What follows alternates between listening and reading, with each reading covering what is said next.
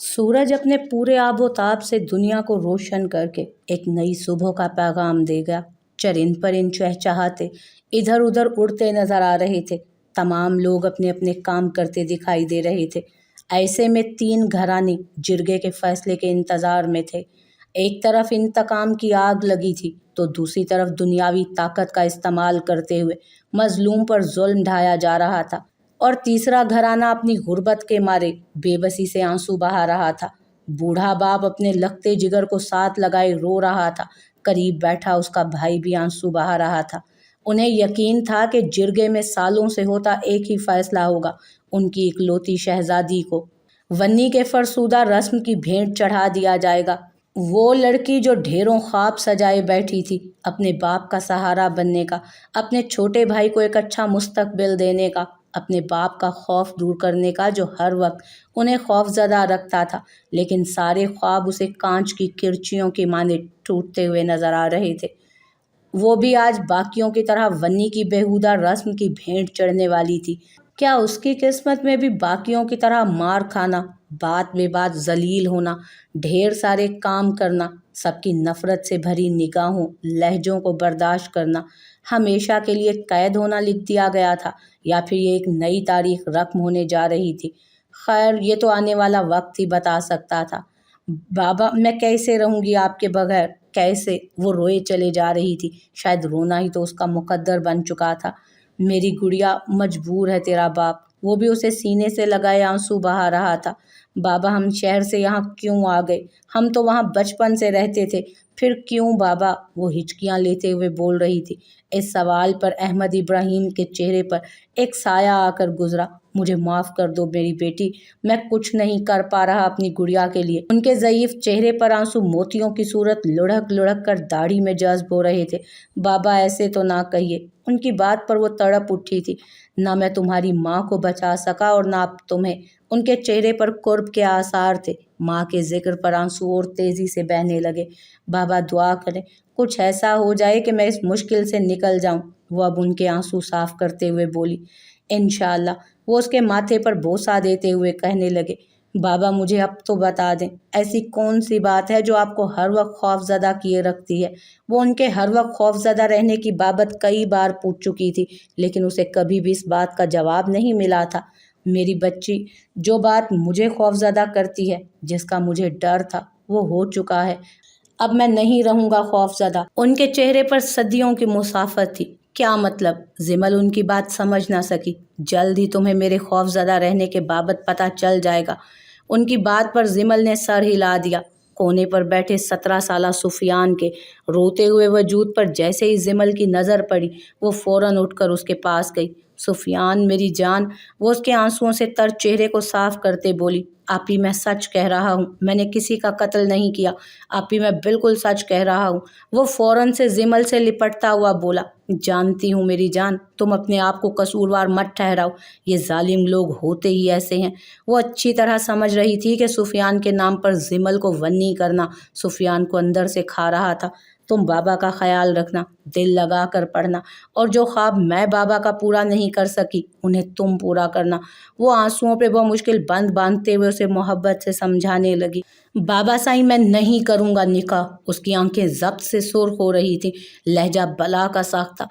कोने में खड़ी लड़की बाप भाई की बहस सुन सुनकर आंसू बहा रही थी। ज़ोहरान खान, ये हमारा फैसला है और तुम्हें मानना पड़ेगा इसे। उनका अंदाज दो टोक था। आप गलत फैसला कर रहे हैं बाबा साईं। क्यों इस गुनाह में मुझे भी शिराकतदार बनाना चाहते हैं? वो भी उनके दू बदू होता जवाब देने लगा। हमारा फैसला कभी गलत नहीं होता। ये तो तुम कह रहे हो। अगर कोई और होता तो गुद्दी से जुबान खींच लेता मैं उसकी। सुर्ख आंखें लिए वो तेज आवाज में बोलते, दरो दीवार हिला रहे थे।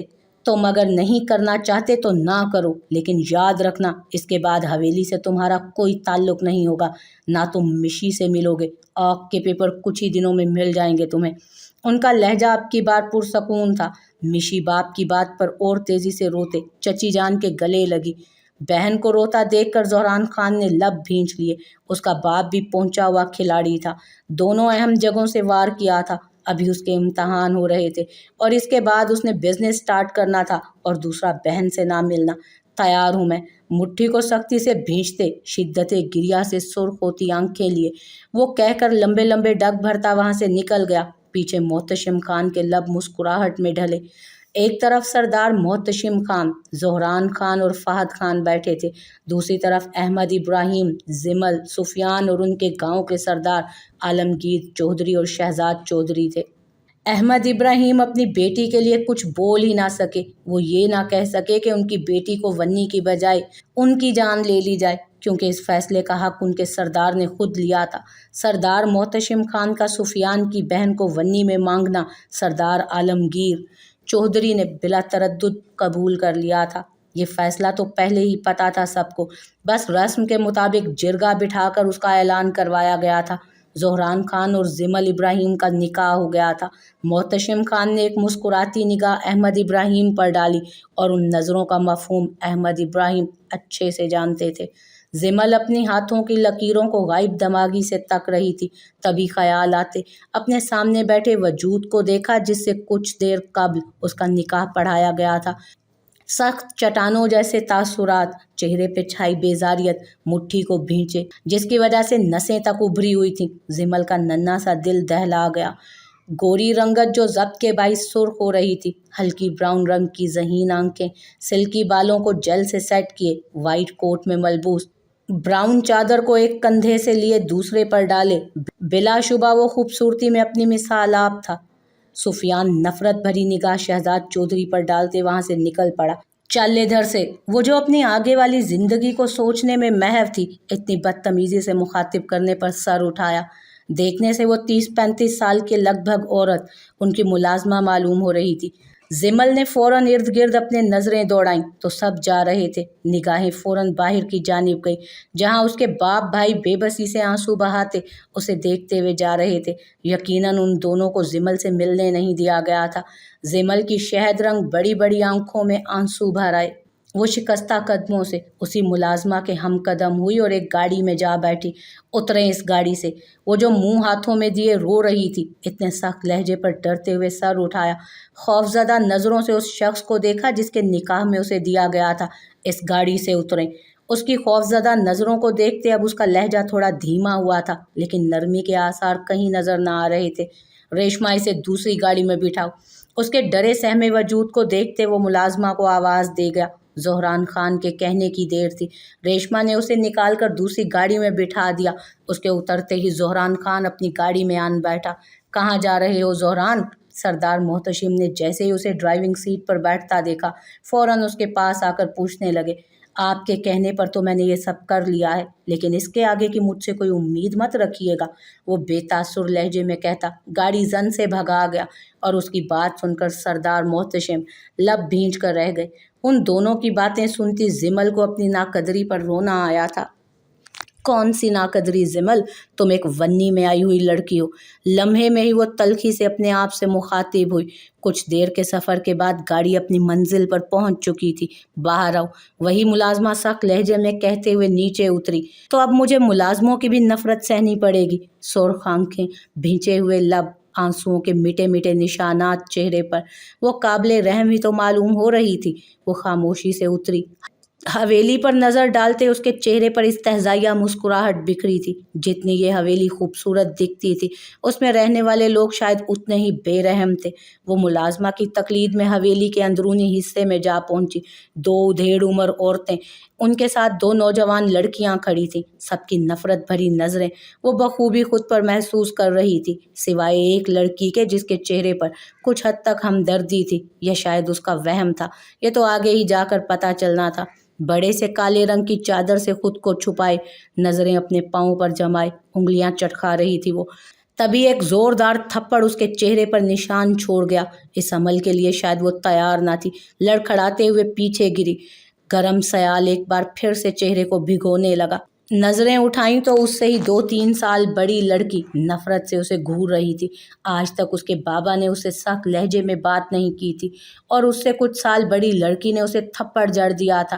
اس کے اس عمل پر ان دونوں خواتین نے کوئی رد عمل ظاہر نہیں کیا، جبکہ ہمدرد نگاہ سے دیکھنے والی لڑکی لب کاٹنے لگی۔ کیا قصور تھا ہمارا؟ क्यों दिया इतना बड़ा गम? हाँ बोलो, 1 माह बाद शादी थी हमारी। वो जनूनी अंदाज में बोलते उसकी गर्दन को अपने हाथों के शिकंजे में लेते गिरफ्त मजबूत करने लगी। जिमल तड़पते हुए उसका हाथ हटाने लगी। मुस्फिरात, छोड़ो इसे। सरदार मोहतशिम की जोजा फजीला बेगम ने आगे बढ़कर उसे छुड़वाया। क्या कर रही थी तुम?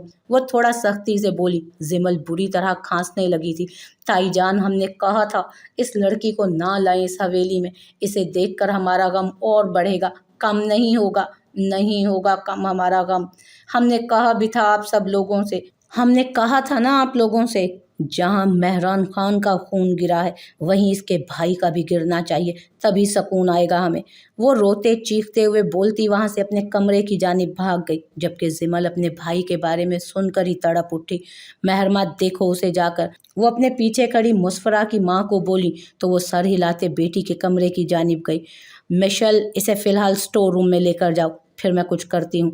वो भी कहते हुए वहां से चली गई। अब हॉल में सिर्फ हमदर्द निगाह से देखने वाली लड़की और जिमल बचे थे। चलिए, वो नर्म लहजे में उसे पुकार रही थी। उसके तमीज़ से मुखातिब करने और नर्म लहजे पर वो तल्खी से मुस्कुराई और उसके पीछे चलने लगी।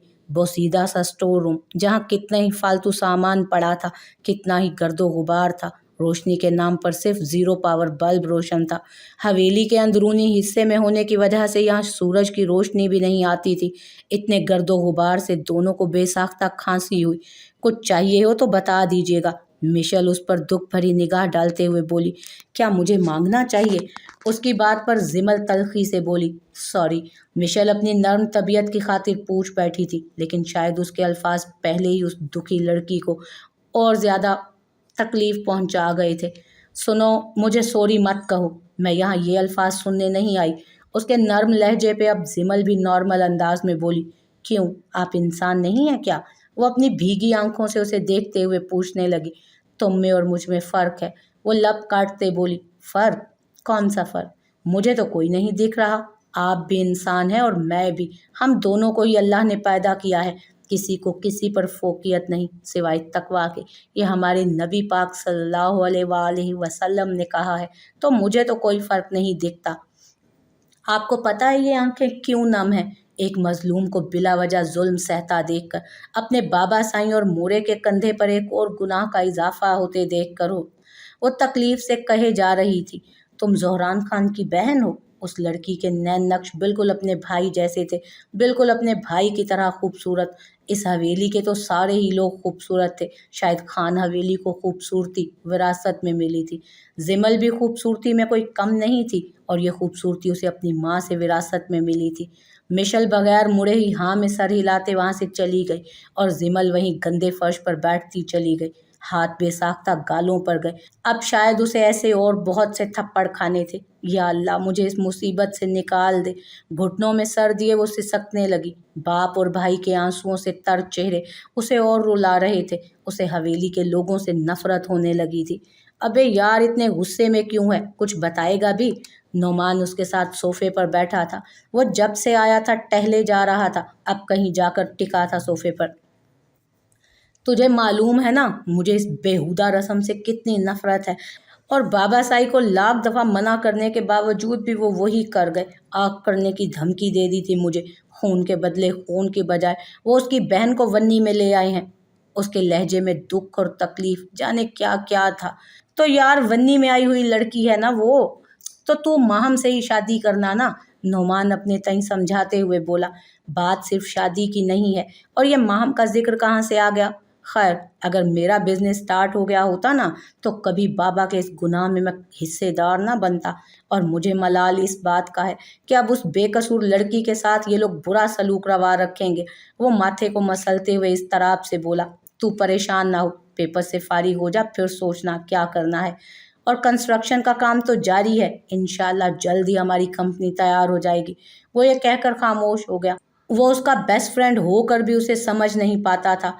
ये क्या, उसका कोई भी ग्रुप मेंबर नहीं समझ पाता था उसे, क्योंकि उसकी सोचें, उसकी बातें सब मुनफरिद था। रेशमा, रेशमा, फजीला बेगम की चिंगाड़ती हुई आवाज़ पर रेशमा जिन के बोतल की तरह से हाजिर हुई थी।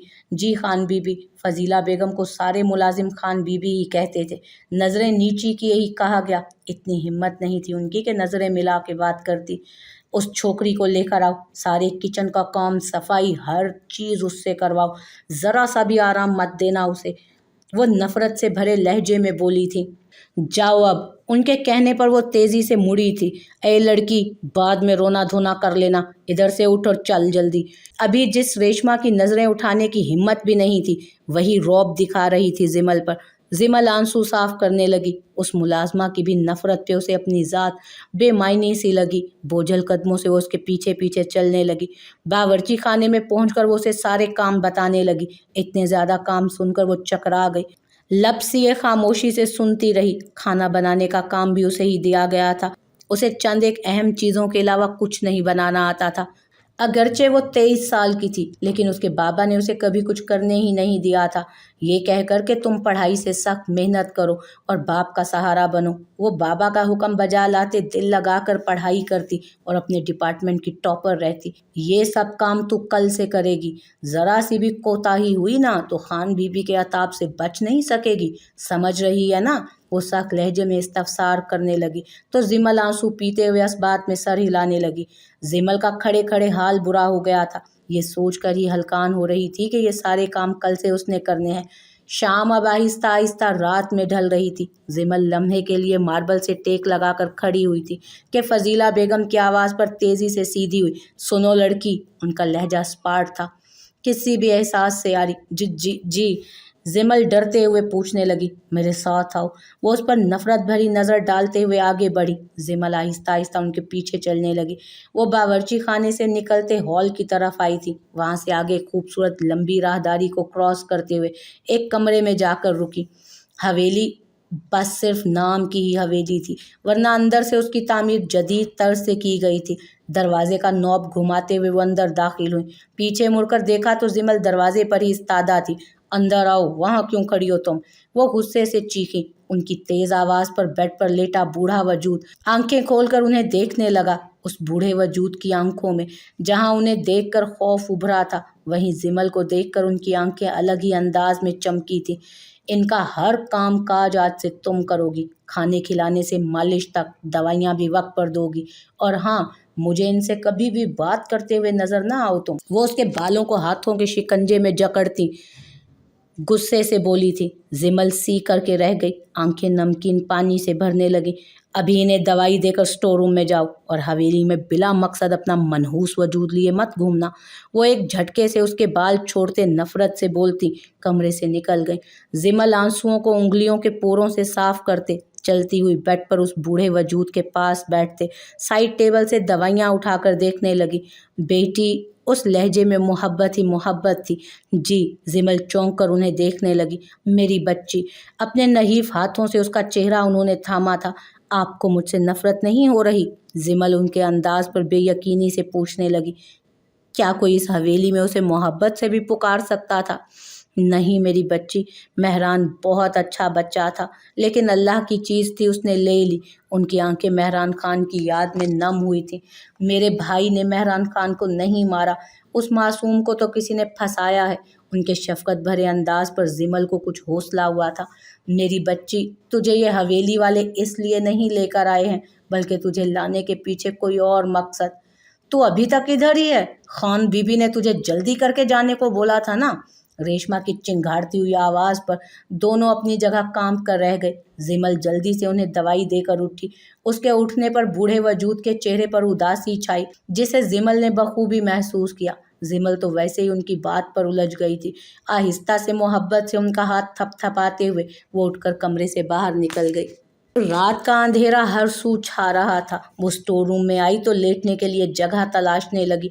नजरें दौड़ाकर एक कार्टन के ऊपर से बिछाने के लिए मट्टी से अटा चादर उठाया और झाड़ने लगी। इतनी ज्यादा धूल से उसे खांसी होने लगी, लेकिन पानी लाने की हिम्मत नहीं थी। उसे तो खाने को भी बचा कुचा ही दिया गया था।